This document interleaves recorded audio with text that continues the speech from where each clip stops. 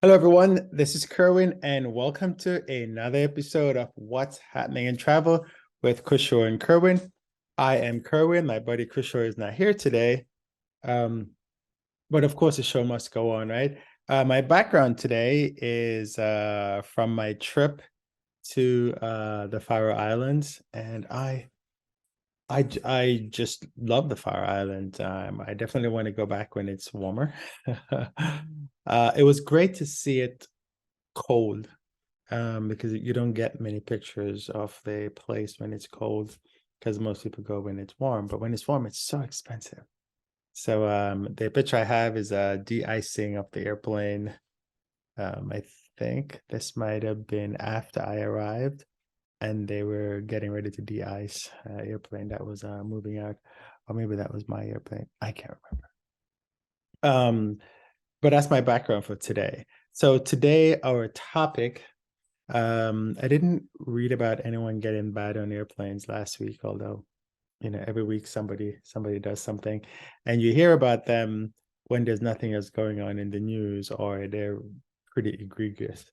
Um, but today I have two topics, maybe three. Just find them here. We're going to talk about AI in travel and with the I guess Chat GPT being out there, everyone's freaking out about what's going to happen with AI. And the other thing we're going to talk about bees on a plane and how everyone's an aviation expert when something happens. And we're also going to talk about how travel has changed. I saw an article about this and I thought it was interesting. But first, let's talk about AI in travel.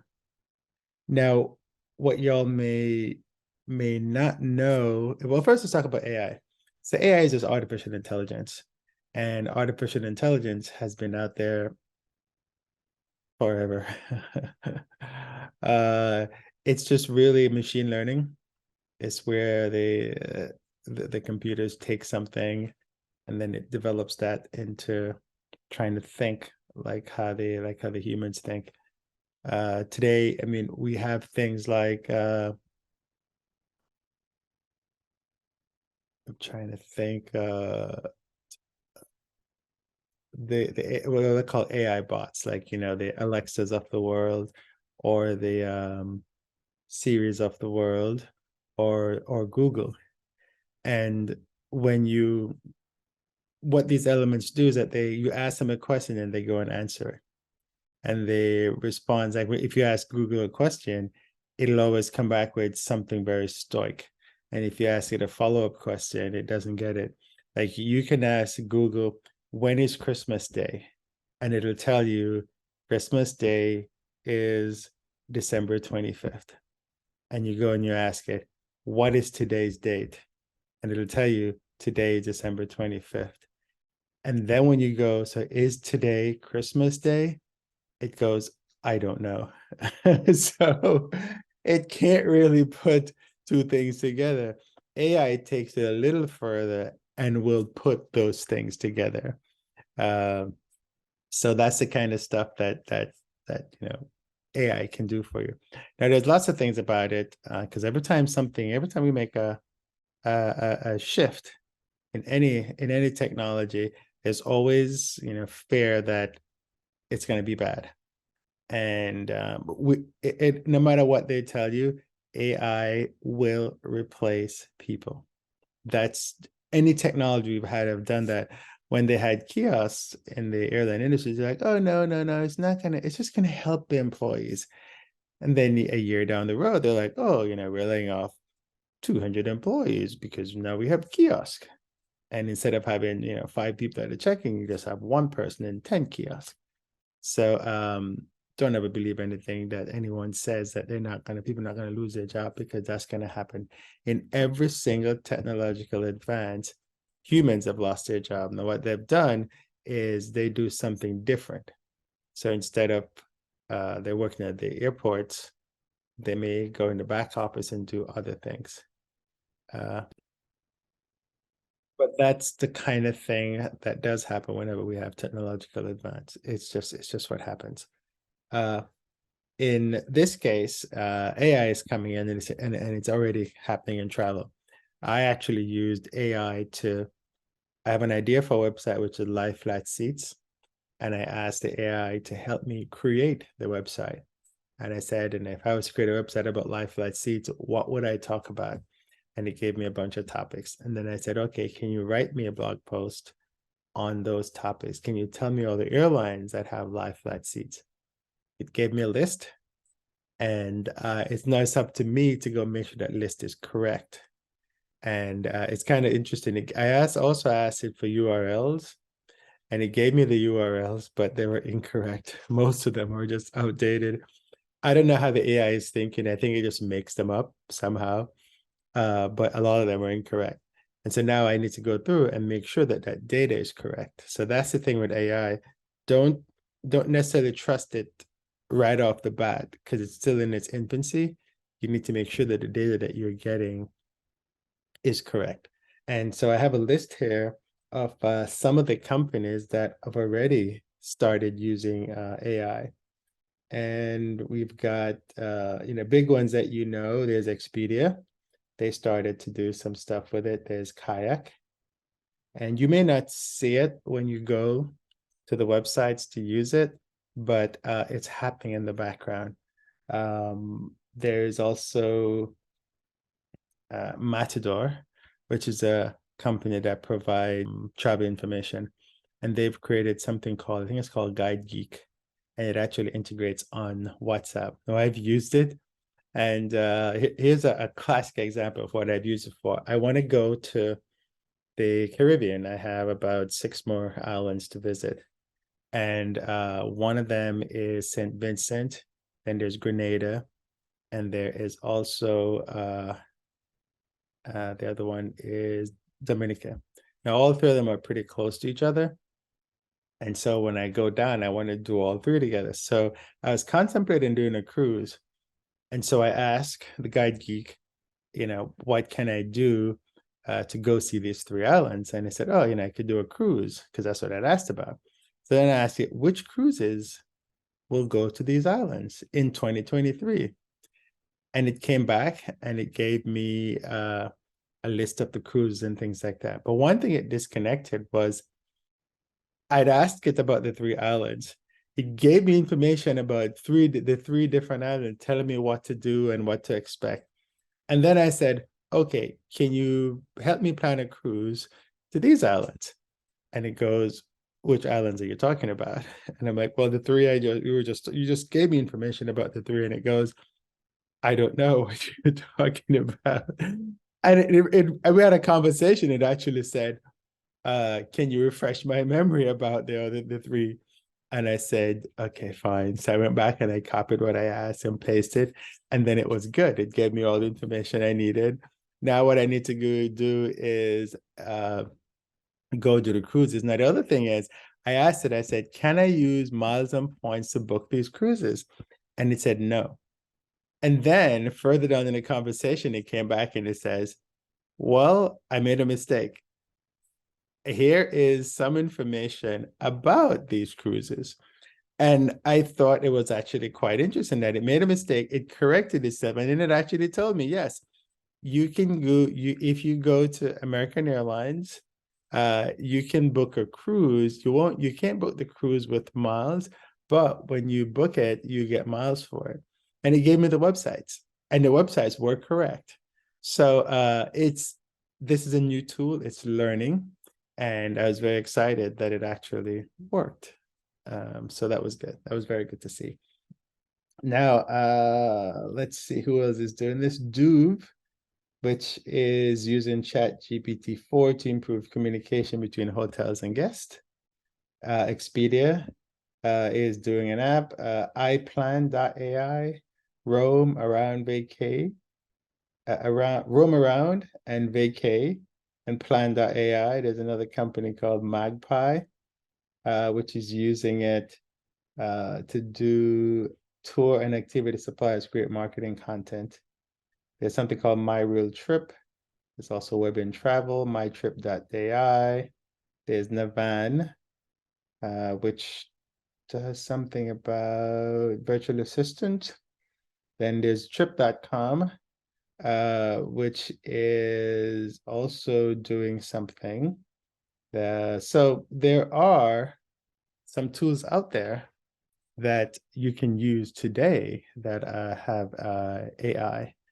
And so, but it's up to you to figure out if the information you're getting is correct. So get information from a trusted source. So for example, myself and a friend of mine, we're in the process of developing a new website, which we're not ready to launch yet, but we're testing it right now. And basically you come and you ask a question, and we go and we get the information for you from the AI. But we make sure that the information is we check the information to make sure it's correct, and then we give it to you. But I think initially we're just going to give you the information because we've tested and looked through and seen that most of the information that's coming back is pretty correct. So that's kind of what we're toying with. So AI is here to stay.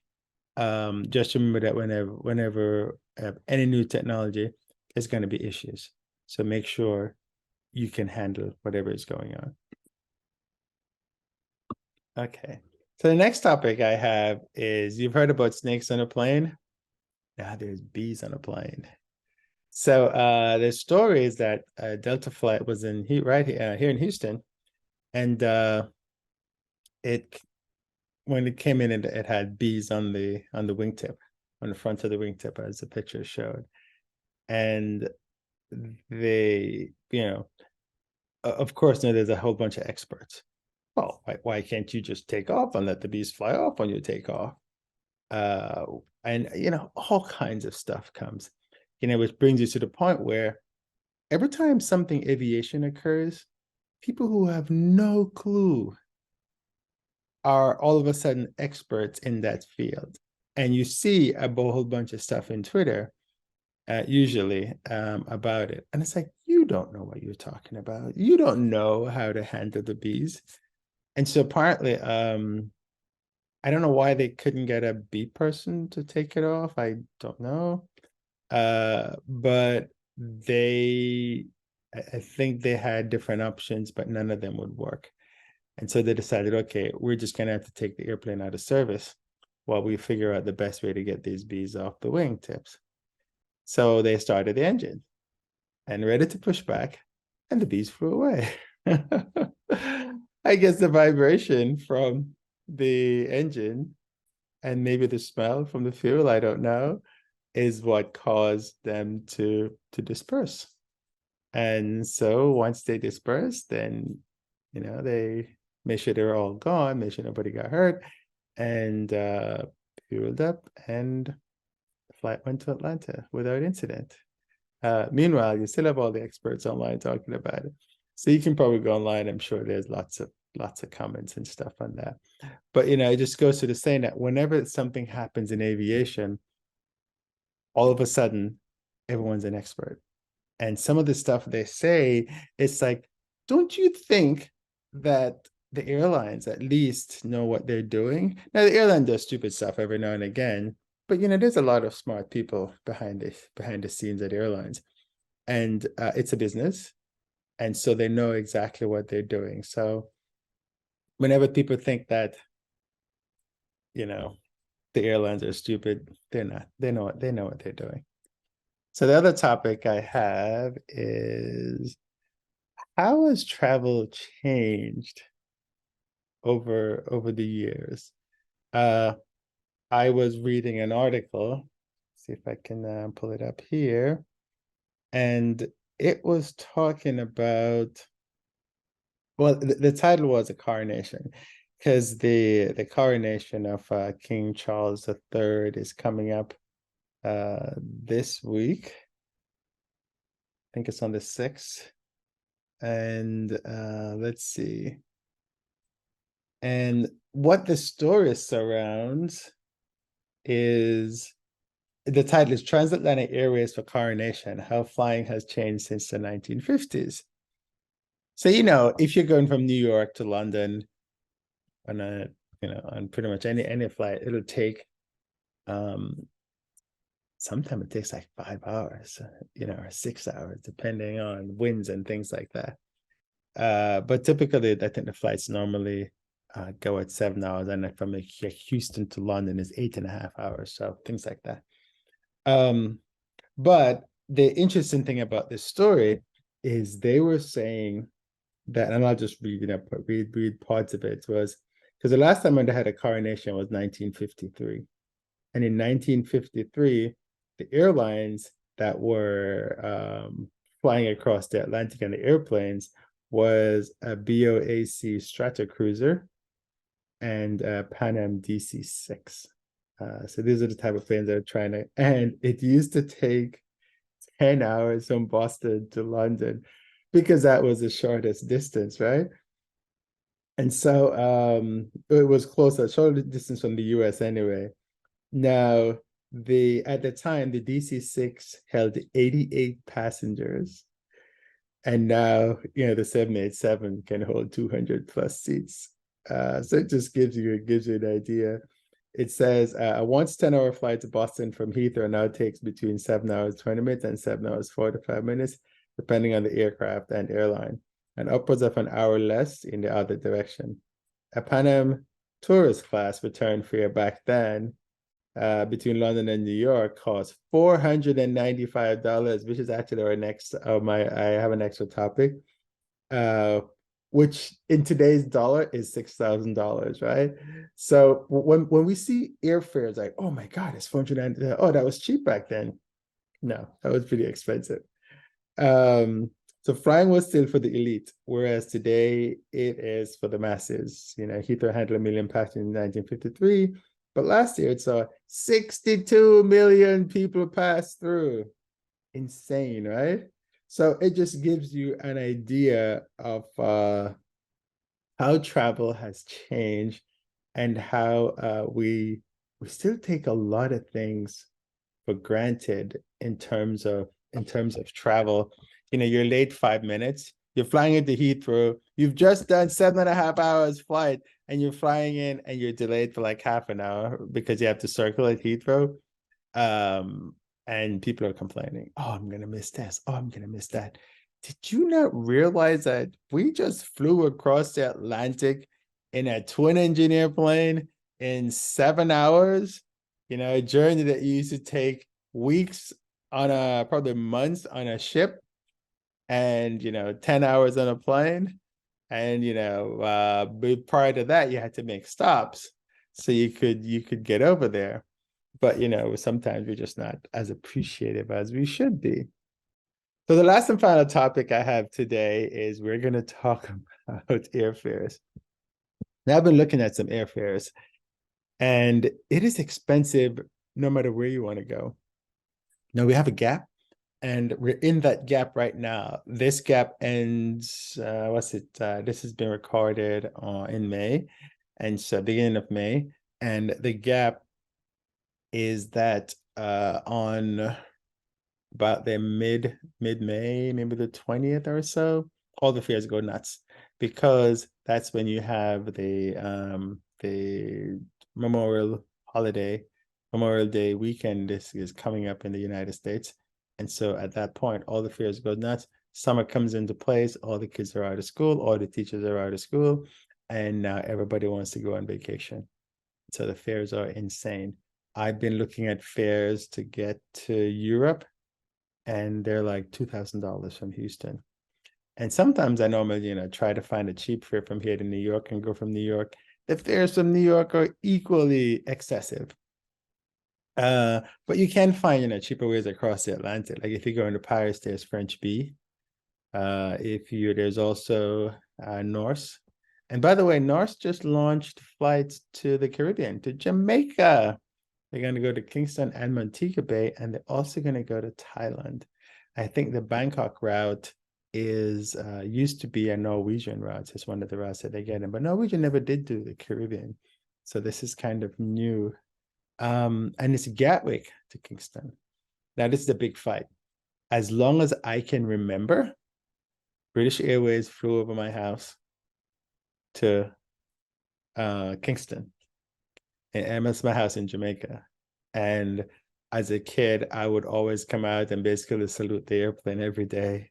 And I always dream of flying that flight. And you know what's interesting? I have never flown Kingston, London.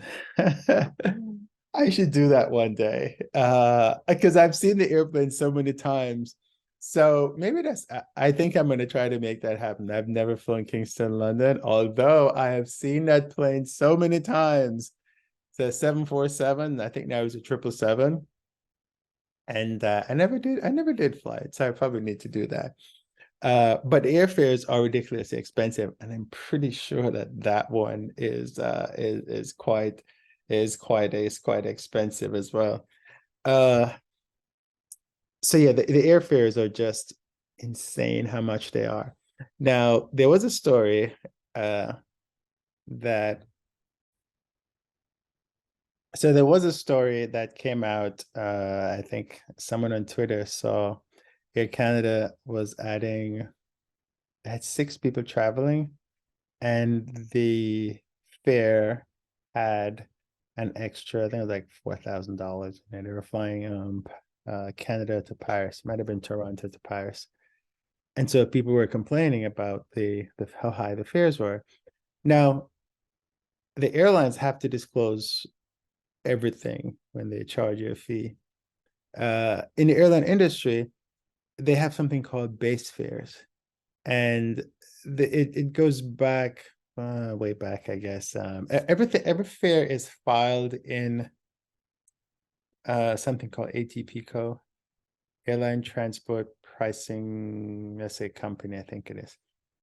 But all the fares are filed in this system, and they're updated a few times a day. And so this is why whenever you see a fare error, it takes a little while to correct it. Now, what the airlines now do, because it takes a little while to correct it, they zero out availability, because they can zero out availability at any time because they have the systems to do that. Okay, so the airlines, when we had the fuel crisis a few years back, what the airlines did was they started to charge fuel surcharges. And so you get a ticket, and the base fare would be like $100, but they kept adding like $200 of fuel surcharge. When the fuel crisis went away, the surcharge didn't. They just changed the name and called it carrier imposed fee. So you will see a fare of, like, let's say New York to London. You'll see a fare of like $200. Well, okay, that's wrong. Let's say $800. When they give you the breakdown, that $800 shows you all the taxes that go to the US government and the British government, because there's quite a bit of taxes. And then it'll show a base fare of, like, say $200. And then it'll show like a carrier imposed fee of $300. And so people are like complaining that, these carrier imposed fees are a lot. Why don't you add them to the base fare? The reason why they're not added to the base fare is the base fares, I think I'd explained what the base fares were, but these are the fares that route is, it's like they, I don't know how to explain a base fare, but it's like it's a set fare for that market in essence. So what they'll do is, if they have like a government fare, because the governments get special fares, it'll be based on the base fare. So it'll be like that base fare, or 2 times the base fare, or 3 times the base fare. If they have a special contract with another company, it's based on that base fare. Oftentimes you hear them talk about the Y fare, and the Y fare is often called the base fare. So you'll have the Y, say the Y is like $500, but then you have a special low fare because they match the fare with Southwest, for example, and it's $49. But then that fare goes away when the Southwest sale goes away. But the base fare for that market is still, what did I say, $500 or whatever that fare was. But it's very complex. And so instead of changing the base fare all the time, they just change the carrier surcharge. And then they can add that. Now, you only get those surcharges on long distance route. So, for example, you're coming out of London, the surcharge is insane. So you'll get a free ticket using miles out of London, but you pay $400-500 on it because there's a surcharge plus all the taxes that goes on in there. So that's kind of how that piece works. It becomes confusing for the consumer. I get it. But they're not hiding what the fare is. You see it, they tell you base fare is this. Maybe they should call it something else instead of a base fare, because when you hear fare, you're thinking it's the total fare, but it's not. Maybe it should just be base. and then because it shows and I'm going to share my screen and show you what I mean. Okay. Okay, so what I've done is I've set up my screen and I'm gonna share screen.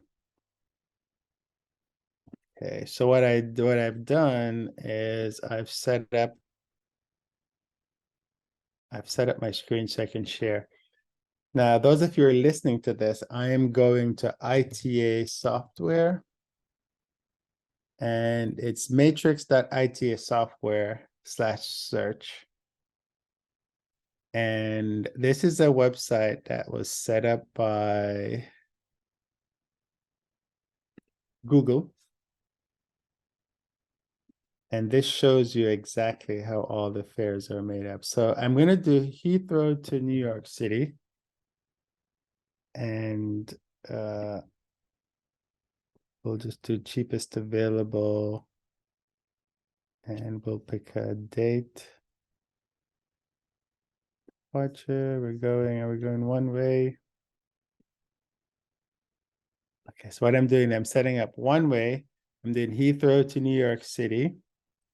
And I'm going to choose a date of May 30th, 2023. And I'm going to hit search. And what it's now doing is it is computing some information for London to New York on May 30th. It's giving me a whole bunch of different fares. And I'm just going to choose one that doesn't have a connection. So I'm going to filter out, it's £577 one way is the cheapest one-stop fare, but JetBlue has the cheapest fare, which is 1,138. I don't know if JetBlue has any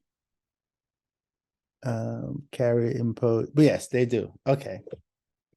So it's the thing, everybody has it. So what I'm looking at now says the fare is £844. And I think this is where people get confused because they get confused because, and I think it's how the airlines have reported it.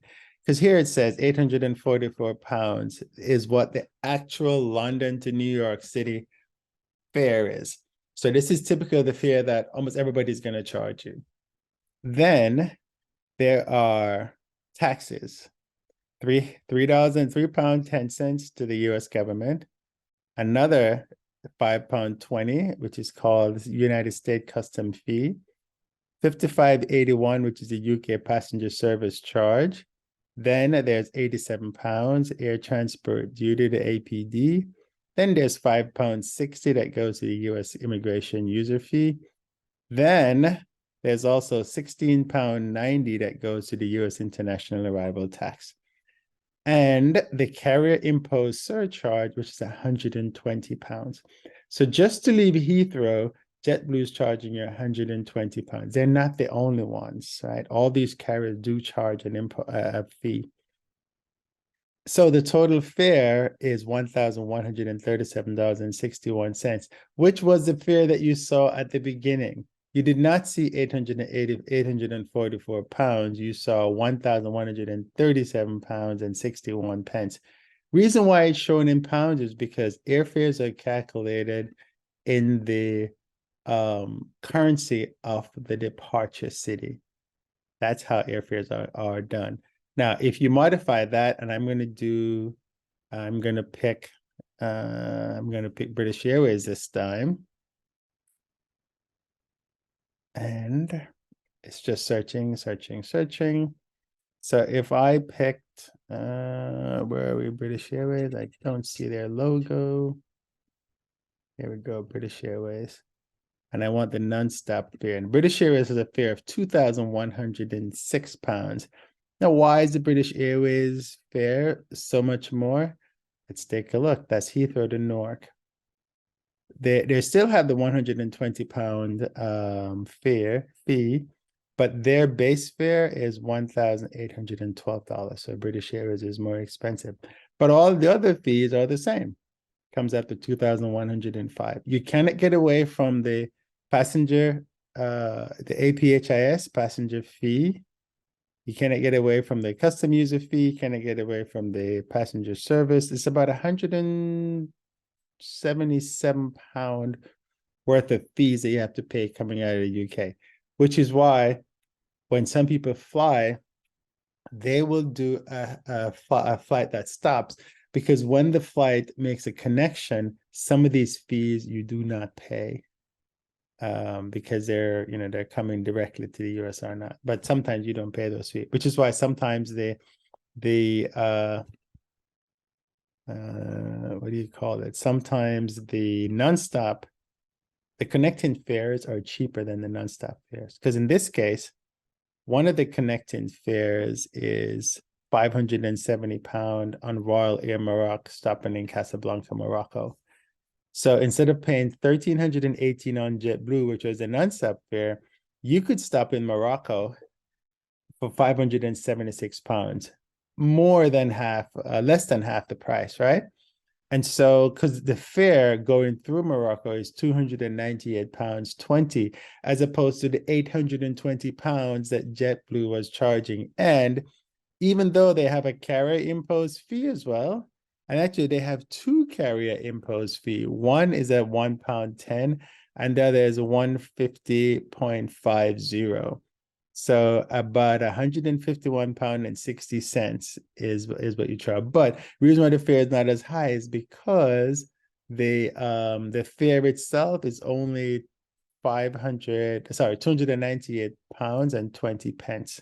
And the total fare is $576. British Airways was 2,100, I think it was, and JetBlue was 1,100. So you can see the difference in the prices. Now the taxes are the same. United States still get their £3.10 for the APIS. Customer user fee is £5.20. You do pay a Morocco International Tourism tax, which is £8.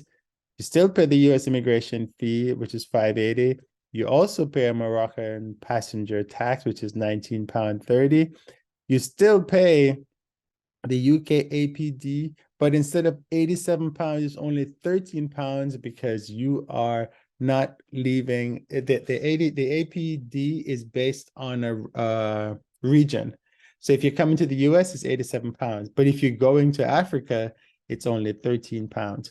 So this is how you can get a cheaper fare when you're crossing the Atlantic, by connecting over another city rather than coming directly to the US. Typically, you don't pay some of the taxes when you connect. So because you're connecting over Morocco, you only pay 2 taxes because you're not staying in Morocco, right? They would have different taxes if you pay. But Royal Air Maroc still has another fee. Now, what I'm going to do, I'm going to go back and I'm going to choose a different airline. So let's choose TAP. TAP is over Lisbon. They're £624. And let's see how that £624 is made up.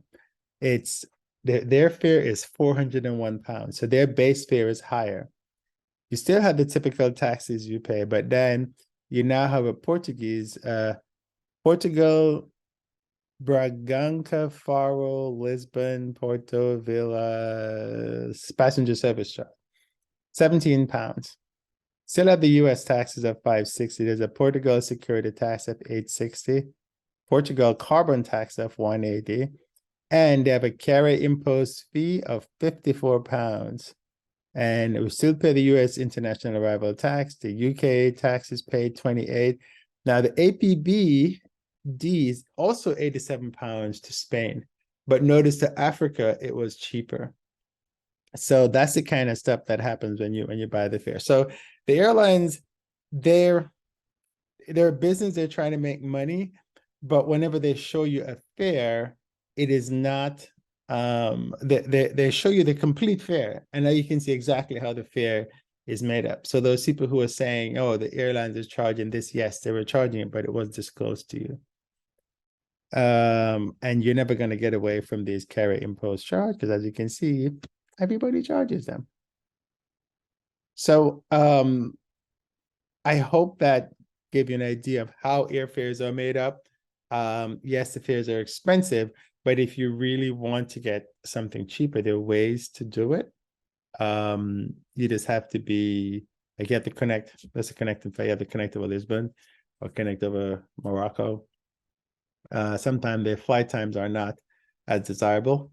And if one flight, now the thing is that if you misconnect, same airline, and you bought the same thing from the same airline, if you misconnect one segment, then they will take care of you for the next segment, or they should take care of you. So if you're flying over Lisbon over Morocco and your flight, you misconnect, they should give you a hotel. Now, just get travel insurance also, right? So if the airline doesn't take care of you to give you, put you up, at least you have travel insurance and you can go back and claim the travel insurance, because you would have to pay for the hotel and then claim the travel insurance after, well, as long as you have proof that the flight was done that way. So I hope this helps. I know this was kind of a long one, but the airfare thing comes up all the time, and I think it's something that was worth explaining, and hopefully this will help. So if you get any questions on this, just leave me a note below and let me know. This is Kerwin with FastRider.com, cruisingaltitude.com, on another episode of What's Happening in Travel. And hopefully I made some kind of sense today. All right. Have a good flight. Talk to you soon.